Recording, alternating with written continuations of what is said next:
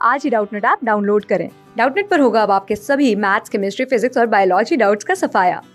बस अपने क्वेश्चन की फोटो खींचो, उसे क्रॉप करो और तुरंत वीडियो सोल्यूशन पाओ।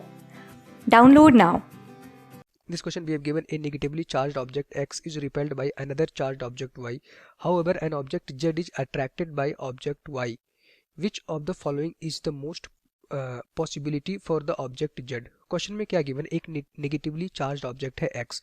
चलिए मान लेते हैं हमारे पास एक कोई ऑब्जेक्ट था जो नेगेटिव चार्ज है। देखो हमारे पास एक ऑब्जेक्ट था X, ये नेगेटिव चार्ज है, यहाँ पे नेगेटिव साइन हमने बना दिया।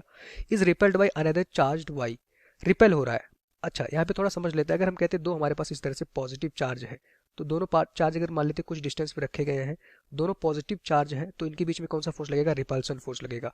अगर दोनों नेगेटिव चार्ज होंगे, दो चार्ज अगर नेगेटिव है, मतलब कि दोनों चार्ज का साइन अगर सेम है, तब भी इन पे क्या लगेगा? हमेशा रिपल्सिव फोर्स लगेगा। अट्रैक्टिव फोर्स कब लगता? मान लेते एक पॉजिटिव था एक नेगेटिव था, मतलब दोनों जो चार्ज रखे गए हैं सेम डिस्टेंस r पे, अगर वो अपोजिट नेचर के हो, मतलब एक पॉजिटिव हो एक नेगेटिव हो, तब जाके वो अट्रैक्ट करते हैं। क्लियर हो गया? तो अगर दो चार्ज हमारे पास सेम नेचर के होंगे तभी एक दूसरे को रिपेल करेंगे। अगर दो चार्ज हमारा अपोजिट नेचर के हो, मतलब एक नेगेटिव हो जाए अगर दूसरा पॉजिटिव हो जाए, तो वो दोनों एक दूसरे को अट्रैक्शन फोर्स लगाते हैं।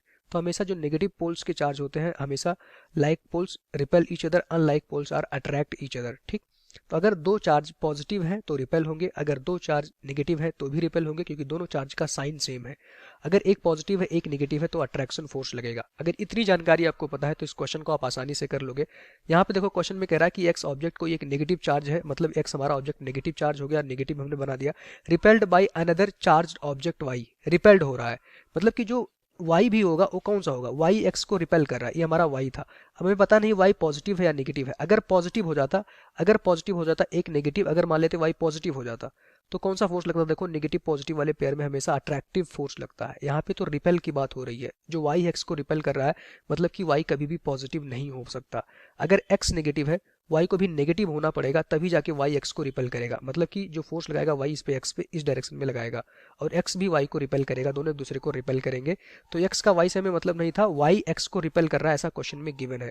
तो y यहाँ से पता चला ये नेगेटिव चार्ज होगा, y जो बॉडी होगी ये भी हमारे पास नेगेटिव चार्ज बॉडी होगी, नेगेटिवली चार्ज होगी। इतना क्लियर हो गया? क्यों नेगेटिवली चार्ज होगी? क्योंकि y x को रिपेल कर रहा था। एक ही पॉसिबिलिटी थी, क्वेश्चन में डिफाइंड है कि x ऑलरेडी नेगेटिव है, तो y को भी नेगेटिव चार्ज बॉडी होनी पड़ेगी, तभी वो x को रिपेल करेगा। देखो x और y दोनों सेम साइन के एक दूसरे को रिपेल करेंगे। क्लियर हो गया? y हमारा नेगेटिव हो गया। दूसरा देखो क्वेश्चन में कह रहा है however an object z is attracted by object y।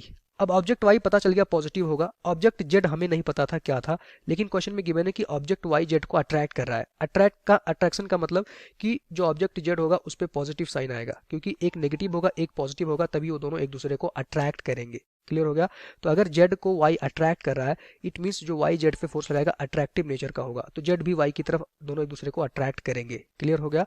तो यहाँ से देखो क्वेश्चन में कह रहा है कि जो y है वो z को अपनी तरफ अट्रैक्ट कर रहा है। z is attracted by object y, object y जो है z को अपनी तरफ अट्रैक्ट कर रहा था, इट मीन्स जो z होगा वो हमारा पॉजिटिवली चार्ज होगा। अगर नेगेटिव हो जाता तो ऑब्जेक्ट y z को क्या करता? रिपेल करता। अगर z हमारा नेगेटिव हो जाता तो उसको रिपेल करता, जो कि क्वेश्चन में गलत हो जाता। क्वेश्चन में कह रहा है कि object z is attracted by object y।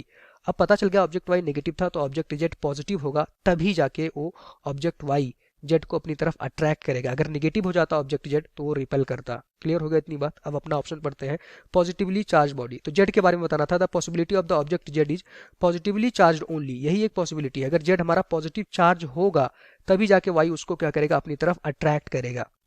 और कोई पॉजिटिवली और कोई यहाँ पे केस नहीं बन सकता था। नेगेटिवली चार्ज ओनली ये तो गलत हो जाएगा। अगर जेड नेगेटिव हो गया, वाई भी नेगेटिव था, तो वाई जेड को क्या करेगा? रिपेल करेगा। आप देखो ये नेगेटिव साइन वाला वाई जेड को रिपेल करेगा, जो कि अकॉर्डिंग टू द क्वेश्चन वो गलत हो जाएगा। फिर बात करते हैं सी ऑप्शन, न्यूट्रल और पॉजिटिवली चार्ज्ड। यहाँ पे पॉजिटिव चार्ज तो जेड पॉजिटिव सही है।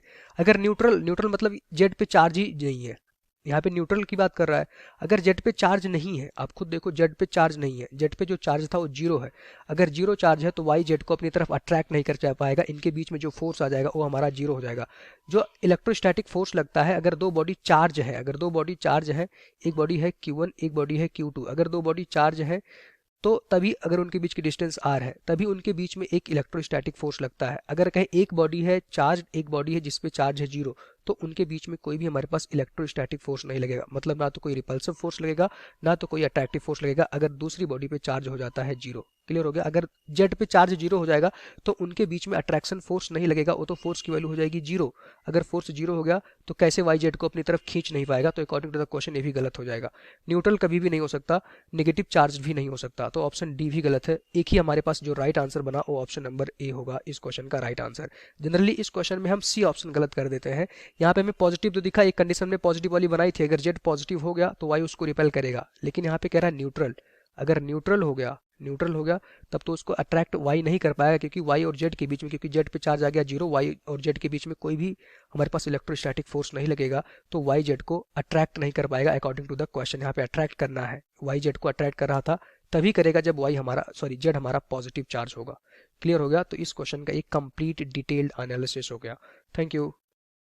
क्लास 6 से 12 से लेके नीट, IIT, जेई मेंस और एडवांस के लेवल तक 10 मिलियन से ज़्यादा स्टूडेंट्स का भरोसा।